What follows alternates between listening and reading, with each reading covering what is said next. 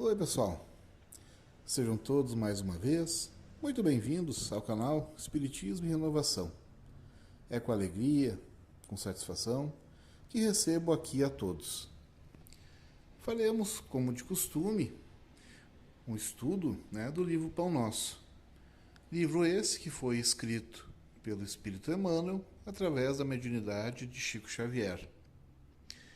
Já peço também, antes de começar o estudo propriamente dito, para que curtam o conteúdo, compartilhem ele, e também se inscrevam no canal, que são formas de fazer com que esse canal prospere e consiga levar muitos discernimentos, reflexões, enfim, possibilidades de a gente modificar a nossa maneira de compreender o mundo e também buscar uma elevação espiritual, porque são conteúdos, decorrentes de reflexões, de iluminações, de espíritos que já passaram por dificuldades, que fazem apontamentos muito oportunos, interessantes, Como a gente vai poder depreender justamente da leitura do capítulo 19, que é o livro Pão Nosso. Então, sem mais delongas, diz o título ali: Falsas alegações. Que tenho eu contigo, Jesus, Filho do Deus Altíssimo? Peço-te que não me atormentes.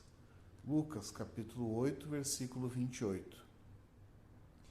O caso do espírito perturbado que sentiu a aproximação de Jesus, recebendo-lhe a presença com furiosas indagações, apresenta muitos aspectos dignos de estudo. A circunstância de suplicar ao Mestre Divino que não o atormentasse requer muita atenção por parte dos discípulos sinceros. É realmente interessante, por que um espírito trevoso pediria que Jesus não se aproximasse, que não se atormentasse, não atormentasse ele?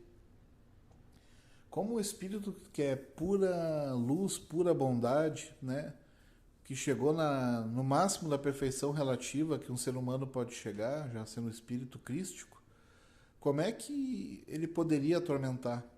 Já é uma indagação bem pertinente. Seguindo então com a leitura, quem poderá supor o Cristo capaz de infligir tormentos a quem quer que seja? E, no caso, trata-se de uma entidade ignorante e perversa que, nos íntimos desvarios, muito já padecia por si mesma. A vizinhança do mestre, contudo, trazia-lhe claridade suficiente para contemplar o martírio da própria consciência, atolada num pântano de crimes e defecções tenebrosas. A luz castigava-lhe as trevas interiores e revelava-lhe a nudez dolorosa e digna de comiseração. Aqui está a chave, do entendimento. Por que Cristo causava desconforto? Por que o Cristo atormentava? O espírito, com o passar do tempo e com a sua consequente elevação espiritual, ele vai desenvolvendo a sua luz, a sua luz espiritual. E essa luz, quando ela vai ao encontro, quando ela se confronta, quando ela vai de encontro às trevas, morais, ela causa o quê? Ela causa extrema irritação. Ela atormenta, ela incomoda. Por quê? Porque, conforme nos traz Emmanuel, a pessoa está num pântano de crimes e defecções, ou seja, de faltas tenebrosas, ou seja, trevosas, coisas malignas que foram realizadas. A luz castigava as trevas interiores e revelava-lhe a nudez dolorosa e digna de comiseração, ou seja, digna de misericórdia, a gente olhar essas faltas enxergando as misérias daquele indivíduo. Então, É como se a gente estivesse com a consciência extremamente culpada, sabendo que é fato, que a gente errou, que a gente fez uma série de equívocos, e equívocos não banais, mas sim equívocos espiritualmente muito pesados, muito trevosos, e a aproximação de Jesus para os espíritos, né, nessa condição, né, claro, poderia o espírito se arrepender, o espírito querer mudar, né? Mas nesse caso aqui era um espírito que não tinha esse intuito. Ele queria continuar no erro. Só que como permanecer se equivocando e errando deliberadamente, se vem alguém com uma potente luz espiritual e faz com que a gente enxergue a podridão daquilo que a gente está fazendo. Então, isso já não é mais possível com Jesus perto. Por isso que ele fala, peço, né, que não me atormentes. Ou seja, fique longe de mim, Jesus, não me traga essa tua luz. Eu não quero enxergar, eu não quero mudar. Eu estou convenientemente bem. Ou seja, mesmo errando, mesmo em sofrimento decorrente daquilo tudo que eu faço de equivocado, mas eu não quero a tua luz, eu não quero a tua aproximação. E aí como é interessante, né? Porque o processo de iluminação, ele é voluntário. Né? O Jesus e também o Espiritismo, ele não quer violentar a consciência de ninguém. Cada um no seu tempo, cada um no seu ritmo, né? Porque o intuito do Espiritismo, né? E enfim, do próprio Cristo, ele deixa o livre-arbítrio, ele respeita o livre-arbítrio, né? Tem uma passagem junto ao próprio Emmanuel, né, que ele diz, tu pode me seguir agora ou daqui a alguns milênios. Ou seja, a gente pode adiar a nossa redenção espiritual pelo tempo que a gente achar pertinente. Né? Mas continuando a leitura, o quadro é muito significativo para quantos fogem das verdades religiosas da vida, categorizando-lhe o conteúdo à conta de amargo elixir de angústia e sofrimento. Esses espíritos indiferentes e gozadores costumam afirmar que os serviços da fé alagam o caminho de lágrimas, elevoando o coração. É também muito interessante a palavra, né? Muitos que fogem das verdades religiosas, ou seja, a pessoa corre, a pessoa desaparece, né? Ela não quer saber. Por quê? Porque está dizendo ali claramente, categoriza esse conhecimento como um elixir, né? Uma bebida de angústia e de sofrimento. Porque, né, meus irmãos, é muito difícil e doloroso, né, o ser humano admitir que está errado. Porque isso vai ferir o nosso ego. Né? Ninguém gosta de aceitar que está errado. Todo mundo gosta de dizer, eu avisei. Mas quantos de nós temos humildade para reconhecer quando erramos? E nesse caso aqui a gente está falando de erros graves. Né? E aí, nesse contexto aqui, ao invés de ter a humildade de reconhecer o erro, há uma prepotência, né? Aquela questão de dobrar a aposta, triplicar a aposta e dizer não. Eu não preciso da luz, eu não preciso disso. Eu estou bem como eu estou mesmo, cometendo erros terríveis para mim e para o meu futuro espiritual. E esses espíritos, né, indiferentes e gozadores, costumam afirmar que os serviços da fé alagam o coração, o caminho de lágrimas, elevoando o coração. Sim, meus irmãos, porque o caminho do bem, ele traz testemunhos, né? Porque a gente não pode esquecer que tudo que é bom dá trabalho, né?